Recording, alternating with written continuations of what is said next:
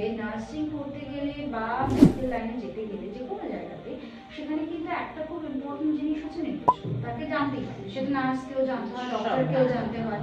সেই এন্ট্রান্সের জন্যও কিন্তু তাদের হেল্পফুল হবে হচ্ছে এই ধরনের ডিপ্লোমাগুলো।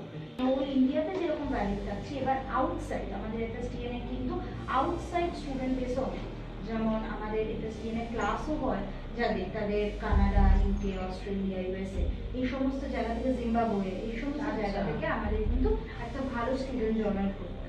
আর পুরো ডিউরেশনটা কিরকম থাকছে? মেজরিটি ক্ষেত্রে আমরা চেষ্টা করি যে উইদিন 6 মান্থস সমস্ত কোর্সই, 3 মান্থস, 6 মান্থ, 1 মান্থ এর মধ্যে সমস্ত course, all this are certificates এবং স্কিল ডেভেলপমেন্ট কোর্সেস, কোনোটাই কিন্তু কোনো ডিগ্রি কোর্সেস নয়। তবে আমাদের রিসেন্ট যেটা স্কিল ইন্ডিয়া থেকে রেকগনাইজ হওয়ার পরে স্টার্ট হয়েছে, that is the diploma. Diploma in that means 1 year diploma course আমাদের যেটা স্টার্ট হয়েছে, সেক্ষেত্রে ডিপ্লোমাতে আমাদের নর্মাল বেসিক্স, একটা নিউট্রিশন অ্যান্ড ডায়েটিক্সের একটা ডিপ্লোমা বেসিক্স রয়েছে।